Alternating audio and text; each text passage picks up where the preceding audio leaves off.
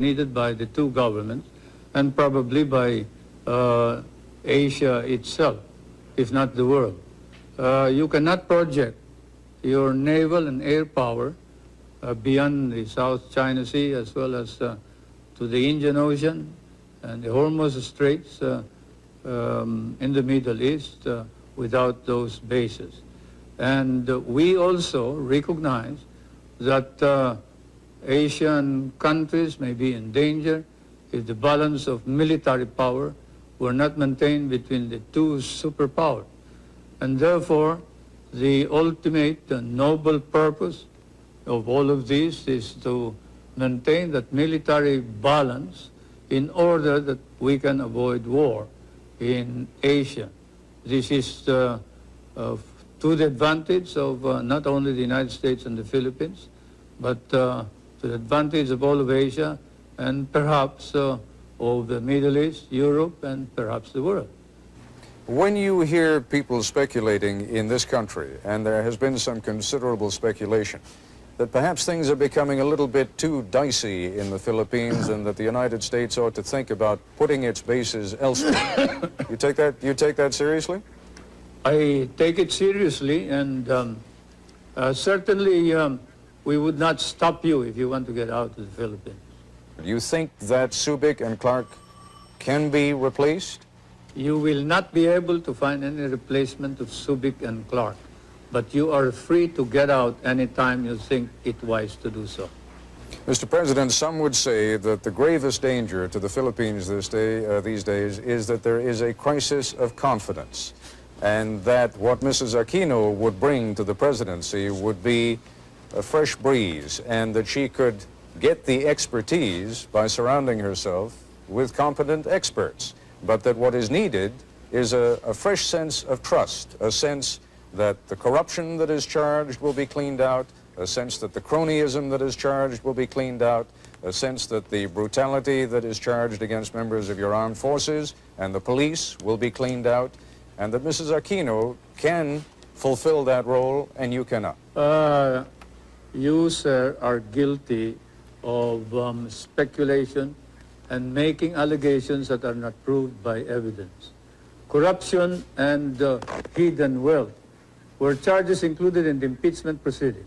They were debated upon, and the opposition was challenged to present their evidence. They could not. There is no evidence. Even in your hearings in the House of Representatives subcommittee of Mr. Solar, Congressman Solomon and Roth, I think, have said that there is no evidence about corruption or hidden wealth, and that this is all hearsay and all rumor. Now you repeat it as if it is the gospel truth. I question your right to make this as a premise for any further questioning. I must say that hearsay, rumors, speculation as a basis for a question by reputable newspapers and foreign correspondents should have no place in a society like ours. Your society Mr. and President, ours. you are quite right. If I were the only one raising those questions, there would be no point in raising them at all. The number does not matter, Ted. Whether 1,000 people raise it, if there is no evidence, then it is false. Whether it is raised by 10,000 people, if there is no evidence, then it is patently false. Numbers do not matter. It is evidence that matters. And you don't have any evidence. Mr. Solars has no evidence. The opposition has no evidence. They're just talking loud, and they're engaged in a smear campaign, and you are helping them. Mr. Solars claims that he has testimony from someone who met with who claims that he has testimony from someone who met with your wife, Mrs. Marcos, who spoke to him of properties that you hold through other names in New York, and that Mrs. Marcos said to this man who testified before the committee that she expected by 1987 to have $70 million worth in profits on those properties. Now that is the testimony. You're saying there is no testimony. It may be inaccurate, but the testimony, sir, is there.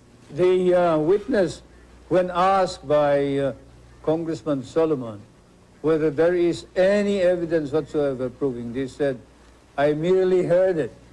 It is something that I heard from somebody.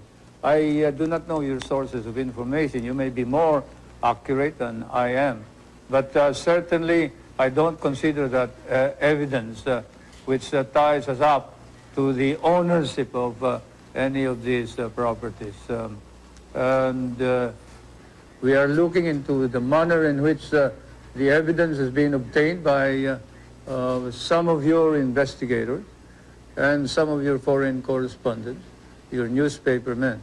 And then after the elections, we will then look into the legal aspects of the coercion and intimidation that has been going on against some of the witnesses. But anyway, whatever it is, I deny categorically any speculations of the corruption and hidden wealth that is being alleged, so much so that the opposition members of the Batasan, the legislature, are now facing perjury cases in our courts, and we are going to see to it that these cases will be pushed through.